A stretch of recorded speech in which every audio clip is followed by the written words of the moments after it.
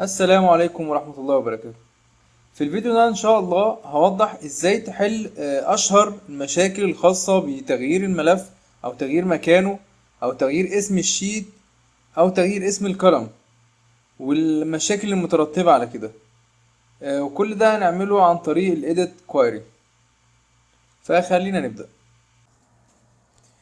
أول مشكلة وهي الأشهر هي إنك تغير اسم ملف الإكسل أو تغير مكانه.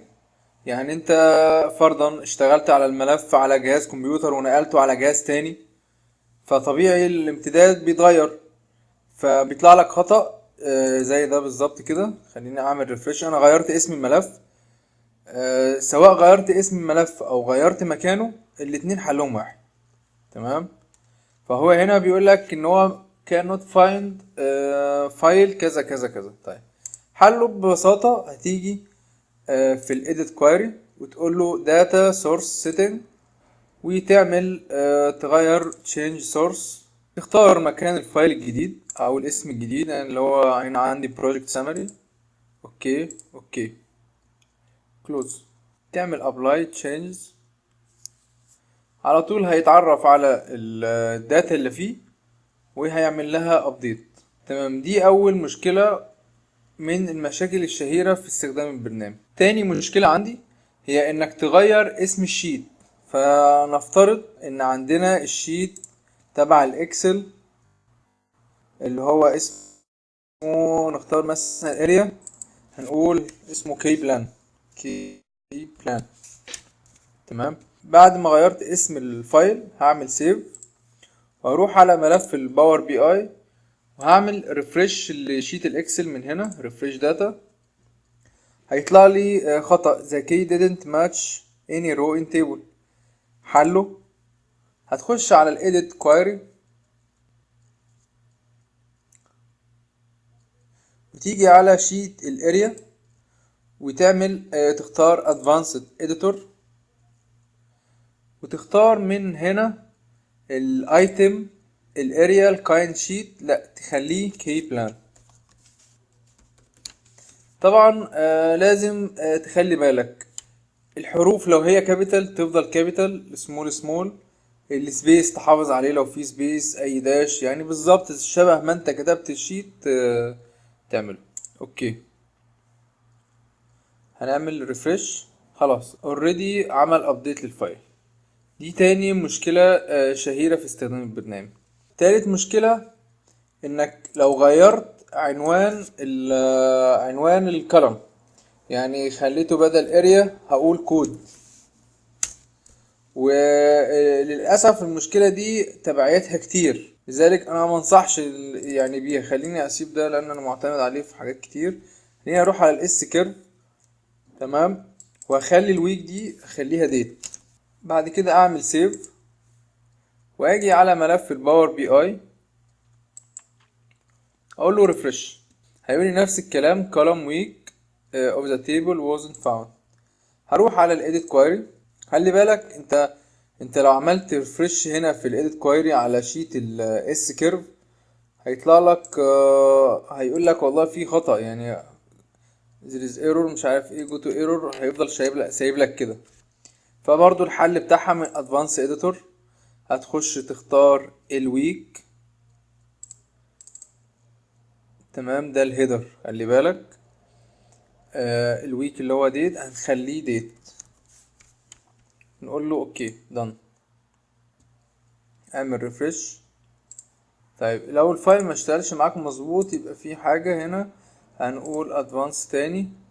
ايوه، شايف هنا لما عملنا الديت في اوبشن تاني حصل على خلي بالك هو دلوقتي بيعمل مجموعة الخطوات، بيفضل مسجل الخطوات اللي انت نفذتها على الشيت. فهتلاقي هنا ايه في خطوة اللي هي بروموت هيدر. تمام، والخطوة دي مفيش ريفرنس لاسم الكلام. الخطوة التانية انت غيرت الكلام من كان نمبر مثلا خليته ديت، فسجل هنا.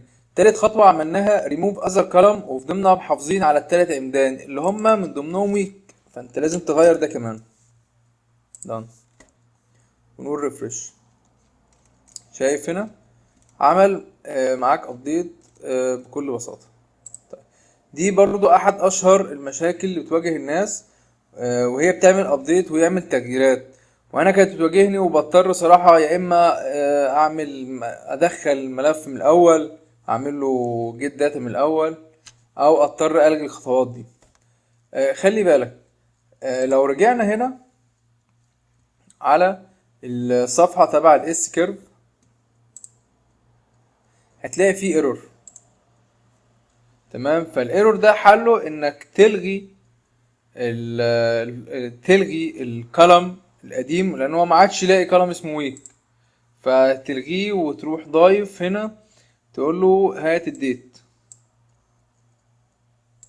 وهنا تخليه ديت عادي. تمام، عشان كده انا بقول لك تغيير الكولم مش في صالحك، لان كمان لو انت عامل ريليشن شيب ما بين الكولم دوت واي كولم تاني، الريليشن شيب هتتلغى وتضطر تعيدها من الاول، وبالتالي بتأثر على اي فايل او اي فيجوال كان في حاجة مرتبطة بالكولم ده. يعني تغيير مكان الشيت ما بيأثرش على الملفات اللي جوه، تغيير اسم الشيت ما بيأثرش، لكن تغيير اسم العمود بيعمل مشكلة. حاجة تانية، لو تفتكر ان احنا في ملف الاس كيرف هتلاقي هنا ان احنا عملنا ريموف اذر كولم، يعني احنا علمنا على التلات عمدان دول وقلنا له يلغي بقية الكولم اللي كان جنبه. طب ده هيعمل مشكلة ازاي؟ لو حبيت تضيف هنا كولم جديد وهنسميه اي واي، وهنديله قيم اي قيم عشوائية بالشكل ده، وعملنا سيف للفايل، ونرجع على ملف الباور بي اي ونعمل ريفرش، مش هيضيف حاجة، مش هيضيف حاجة الا لو عملت جيت داتا. طيب ايه حله؟ في حلين، يا اما تلغي الريموف اذر كولم بالشكل ده فهيعمل هيضيف لك تاني كل العمدان، يا اما تيجي هنا في الادفانسد اديتور